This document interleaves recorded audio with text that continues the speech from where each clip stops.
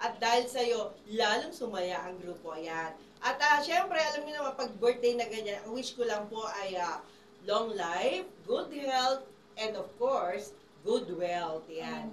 At sana po ay sa gaya mo ay magkaroon din kami ng masayang birthday. Ayan, sa future. Okay, at syempre, good morning din kay Winer. Hi, Winer.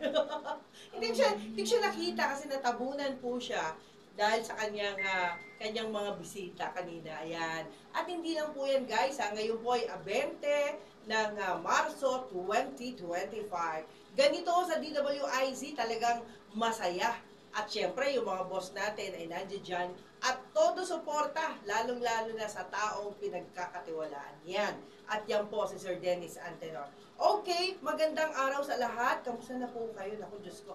Masakit ang ulo ko sa sobrang traffic. Grabe, di ba? Alam niyo ho ba, umaalis ako ng bahay alas 6 ng umaga. Pero para ako bumiyahe ng probinsya sa araw-araw na ginawa ng Diyos, dahil sa mga iilang mga motorista, lalong-lalo na yung pampublikong sasakyan. Ayan, kahapon ko pa ito binabanggit eh.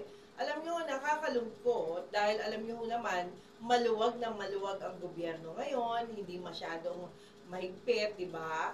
At nagdaragsa ang mga driver na matitigas ang ulo. Unang-una yung mga driver ng bus, no? Kayo po ay isa sa napakatigas ng ulo ninyo. May sarili kayong lane, pero lahat ng lane ginagamit po ninyo. Not only that, nagbababa at nagsasakay kayo sa maling babaan at maling sakayan.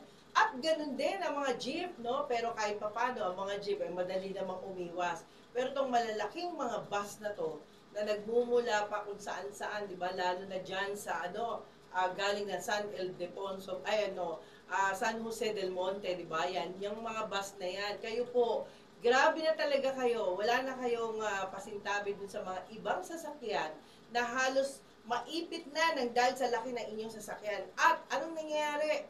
Itong mga MMDA na ating mga masisipag na traffic enforcer ay wala na silang magawa. Nakatingin na lang sila doon sa sobrang traffic. Heavy traffic dito po sa Commonwealth Avenue na kung saan wala na tayong magawa kasi nga, sabi nga kapag ang isang leader wala nang magawa, talagang wala na lahat, di ba? Parang ganun ho ba yun?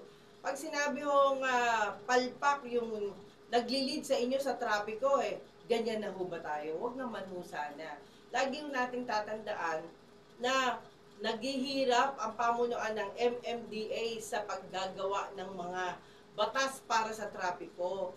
Yung mga leader natin sa MMDA, wag naman ho nating bigyan ng parusa kasi alam nyo, ang mabilad, maghapong nakatayo, mabilad sa araw, yan po ang pinakamahirap na nangyayari sa ating bansa.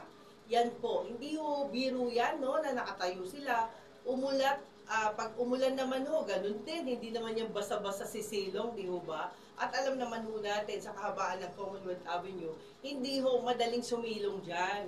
Talagang magkakasakit at magkakasakit yung ating mga leader sa kalsada, yung mga traffic enforcer. Yan.